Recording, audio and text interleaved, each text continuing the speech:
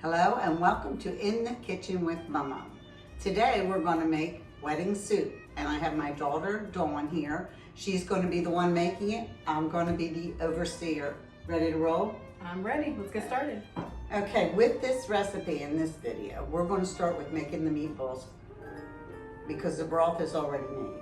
Yes, and that's the same broth that you used when you made your chicken and dumplings. It is the exact same broth, and let me just tell you something. I make that broth by the gallons and put it in my freezer all the time. So when I'm ready to do this, I just pull it out of the freezer and put it in the pot, and that's when I start making my meatballs. So here we go. So we're starting with a mixture of ground beef and pork. Typically calls for 1.5 pounds.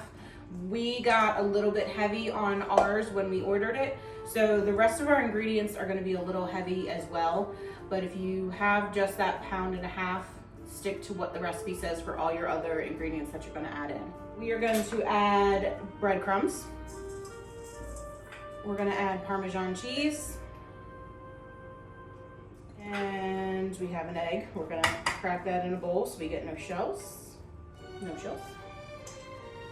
And it's really good because you can just throw all this right in together. You don't have to mix it as you're doing it. I mean, you can, but Yeah. I always just throw everything in and then smoosh it with my hands. Now we have a little bit more than 2 tablespoons of parsley here. We're not going to add all of it right now. Kind of going to play it by ear. Yeah, that looks good. And then salt and pepper. That's probably good there. The garlic, you kind of got to play with that as well a little bit too. Depends on how much you want to add in. So we're going to do crushed garlic. She's so much better at crushing it than I am. I asked her, I said, do you need a knife? She says, no, Mom, I got this. No, just put it right in your hand and crush it. All right. I think that's enough. That's. Oh, I know that we kind of like a lot of garlic in our family. So let's see if we can get like a little bit the more garlic, the better. smaller piece here. And as you're doing the garlic, if all the, I don't know what you want to call it, the paper, the outside doesn't come off, it's fine. It's not going to get pushed through. These were the greatest inventions, these Yeah. garlic mincers. All right, so there we go. So we have all of our ingredients in there. Now we're going to mix that up, but I'm going to put gloves on because it does get quite sticky and messy. Mm.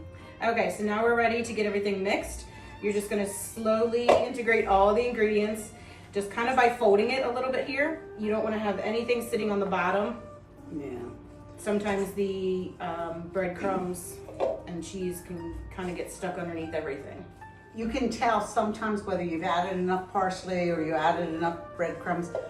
Oddly enough, I know if I added enough garlic by the odor that permeates through the meat. When I'm standing here and I'm mixing, it's like, I don't think that smells like we got enough garlic in there. Yeah, I mean, you can always... Yeah. So you're going to do it to your liking. You got this? I got it. I think it's pretty much mixed all together. Now with this recipe, your wedding soup, this kind of almost goes hand in hand with your meatballs It and does. your sauce. It does. One It's of the the- same recipe that I use for my meatballs. The important part is you have to make the meatballs small enough when you roll them out because it's now a soup and they have to fit on a soup spoon. That's pretty much what it's going to look like when it's done. I know it's kind of hard to see. There you go. You can see the parsley. You can see the little bits of garlic. Nothing is clumped together, so we're good to go and start rolling. Yeah, now show them about the size of the meatball that I usually do. So I would say About that size. They do shrink up some. it's a little So- bit, about 2 inches or so there. No, it's not 2 inches. Yeah. I'm sorry to disagree with you, daughter Dawn. Okay. I was never good at math. You want it to be about a 1/2 to 3/4 inch meatball. Okay? Yeah, I guess you're right. There you go. As always. So we're just going to go ahead and get rolling here, and we'll be back when we're done with the rolling of the meatballs. Okay. Okay, so we have all of our meatballs rolled up, and you can see here, nice little size there. 3/4 inch. Very quarters done. She actually got the tape measure out. So I was wrong. She was right. So we're She gonna doesn't hear that often.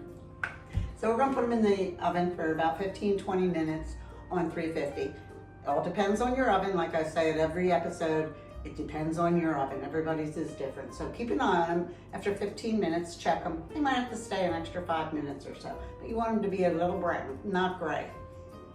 Okay, so our meatballs are done. We have them here on a paper plate with a paper towel just to soak up some of that grease.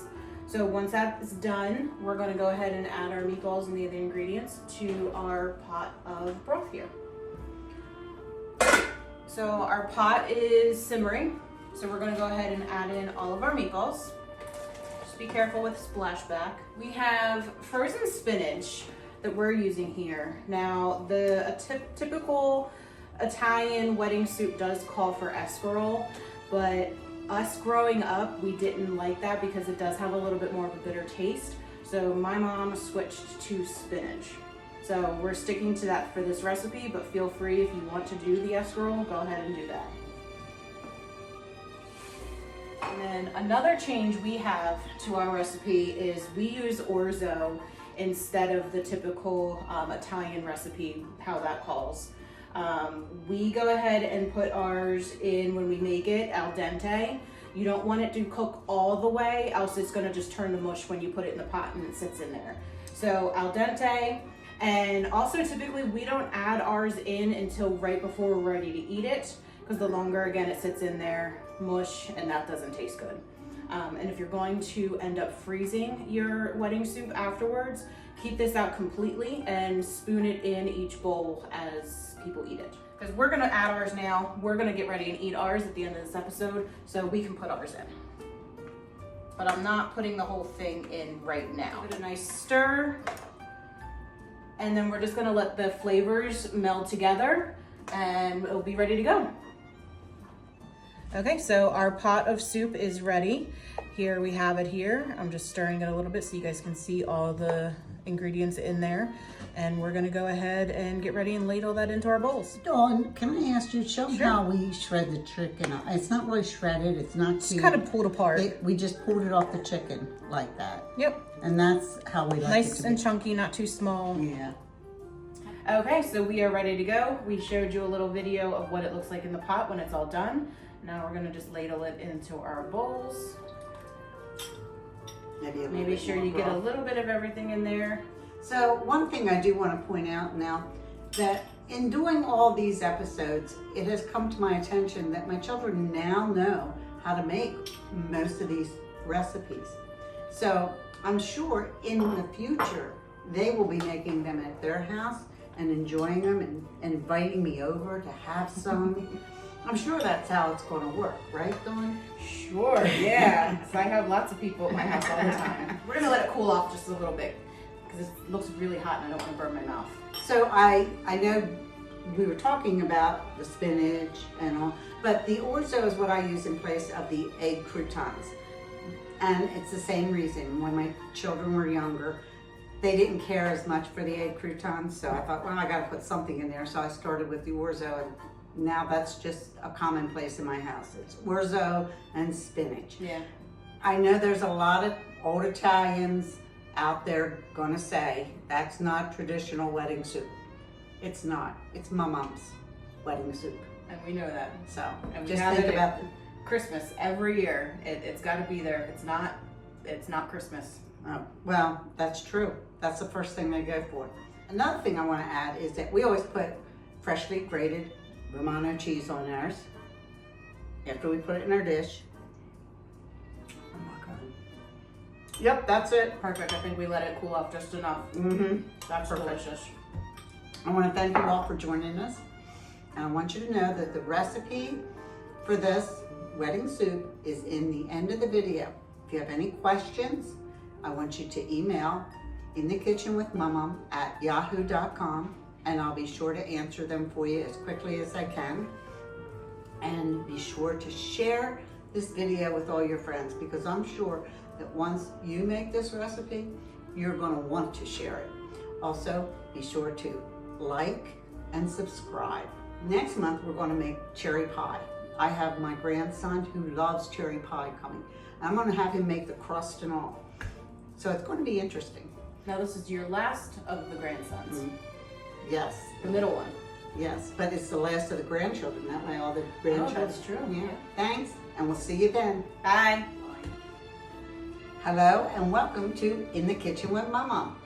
Welcome all new and old. We got the broth already made. So, you want to get ready with this? Are you going to... We showed you guys what it looked like, and I know you're probably watering over.